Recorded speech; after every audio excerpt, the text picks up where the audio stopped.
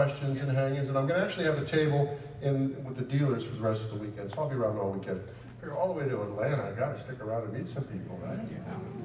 Absolutely, absolutely. So, just a little bit about me. Who is this guy, right? And you know that I did these movies.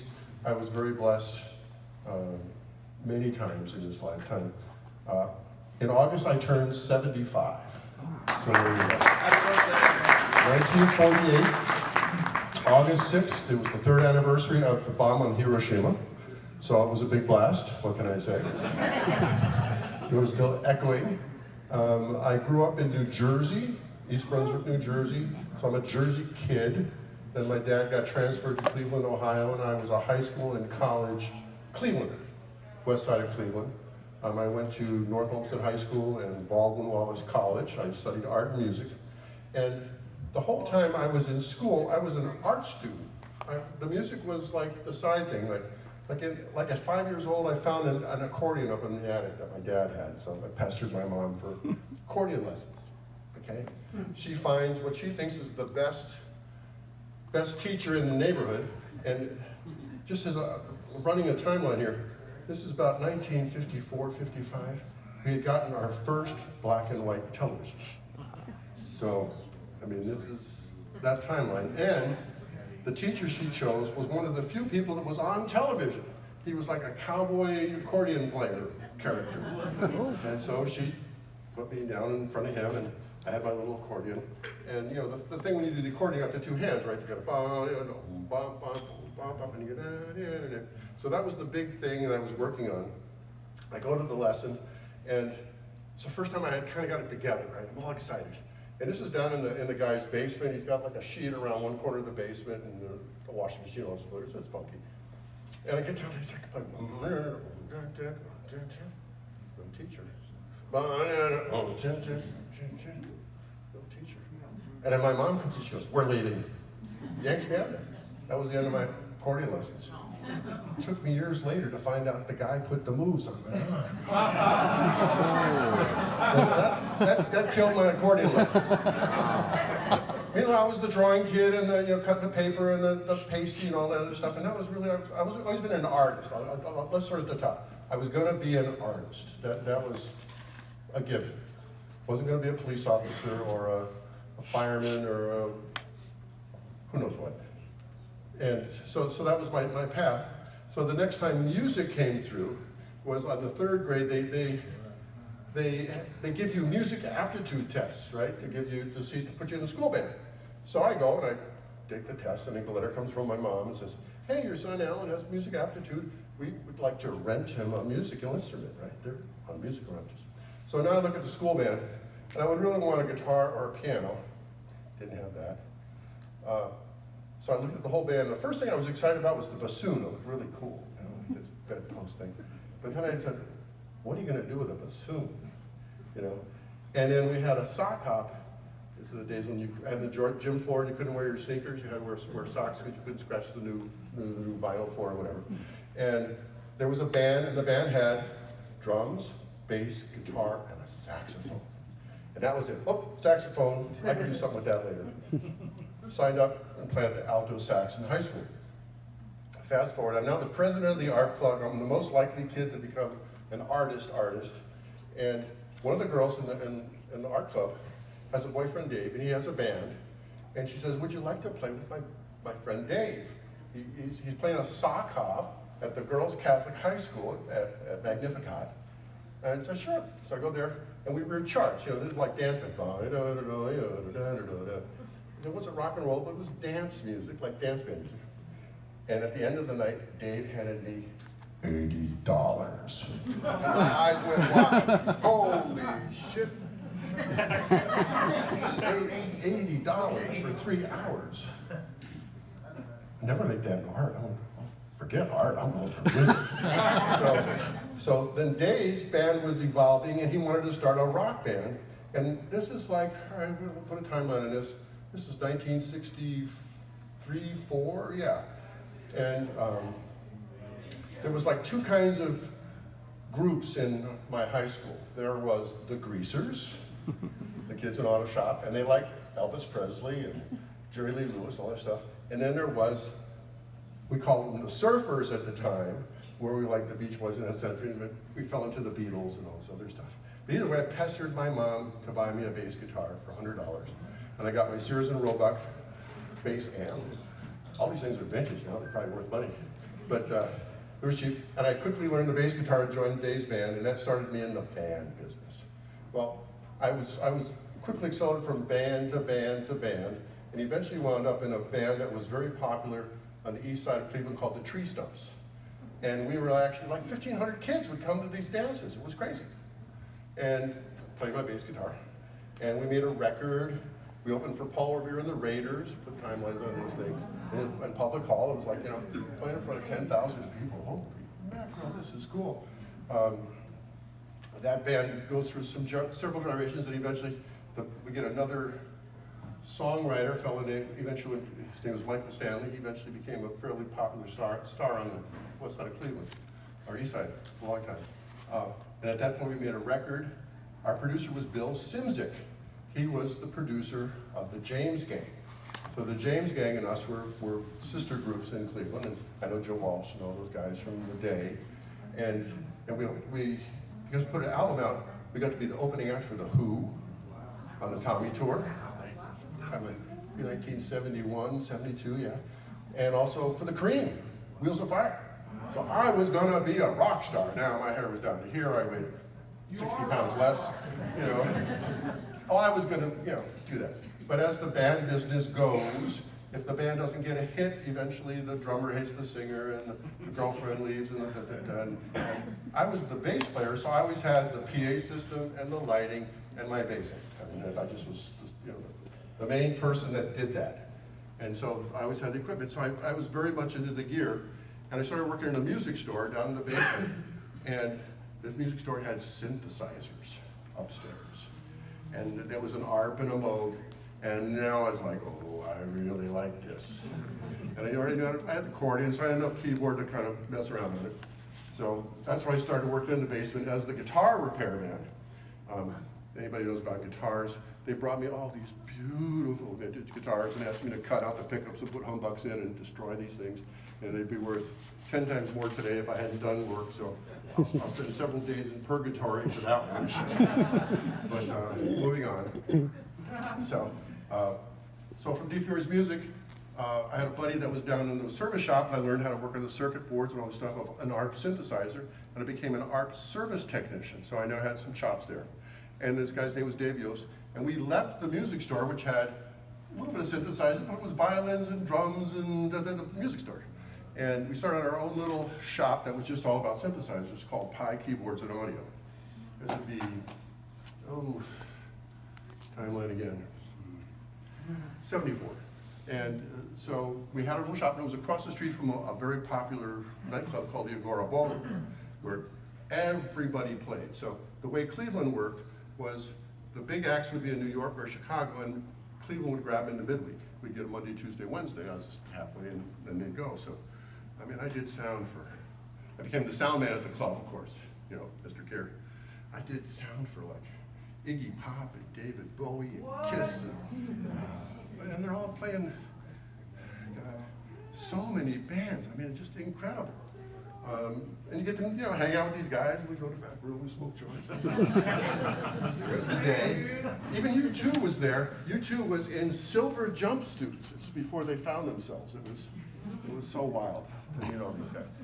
David Bowie was cool, I gotta tell you. He was really cool. You're cool.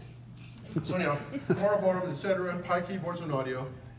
In parallel, I had my band, which was called Braino, caustic music for the brain. And I was like the Pink Floyd of Cleveland, so I had all the gear, and I was in quadraphonic. My sound man had echoes and tapes and delays to play into the thing. I was Pink Floyd. I was now the guitar player. I had a Leslie, 3 echoes, a synthesizer, and I was doing my thing. And we were playing in this funky little club, back to acts from Come Through, this time in a place called the Smiling Dog Saloon. And this club booked a jazz acts Monday, Tuesday, Wednesday, and I was the Tuesday night house band because I had the gear and I used my PA. Well, one night a band called Weather Report comes through. Yeah. A very famous band. This is like Joseph's Avenue, Diana Washington, et cetera, Wayne Shorter. He was the protege of John Coltrane. At the time, the bass player was a fella named Miroslav Vitus, who was a guy and a half.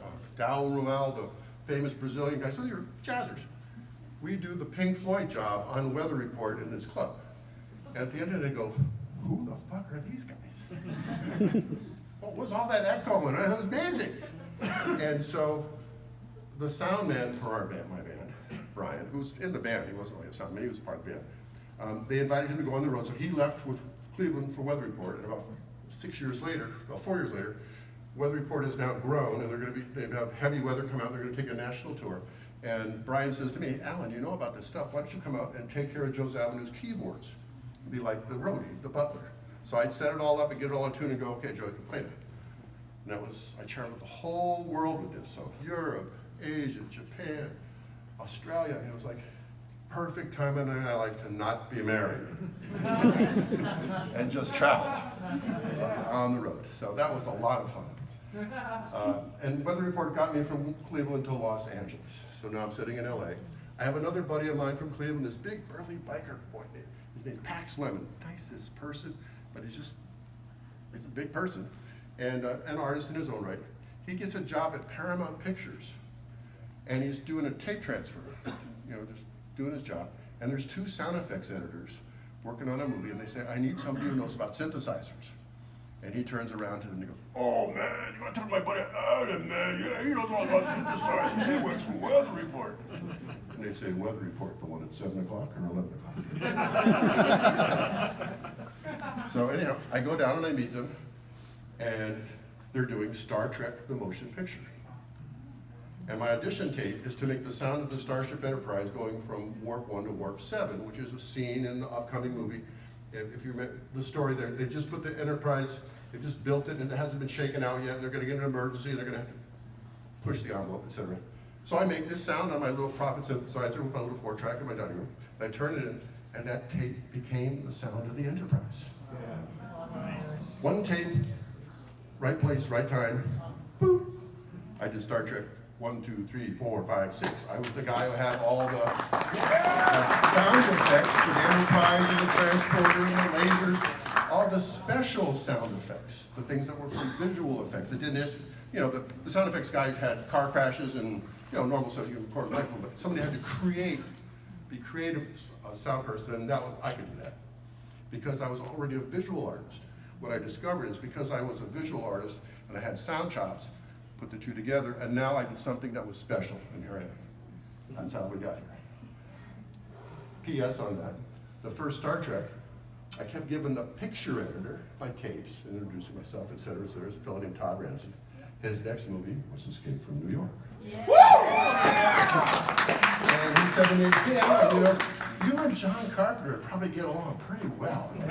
He's from Kentucky, and you're from Ohio, and you're the same age, and you smoke the same weed, and it's like everything's cool.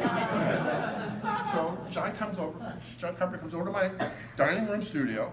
It's all set up pretty now, because I've already Star Trek'd out, so it's pretty set up. I got some nice stuff, some tape recorders, and I sit there and we hang out for a couple hours, and I play music, et cetera, et cetera. And he says, I'm gonna go. He says, okay, let's do it. That was him. Okay, we're gonna score my movie in your dining room. Let's do it. So we scored Escape from New York in my dining room, my very first film score with John Carpenter. Technology-wise, I had, just because anybody cares, 2 ARPs, a sequential circuits,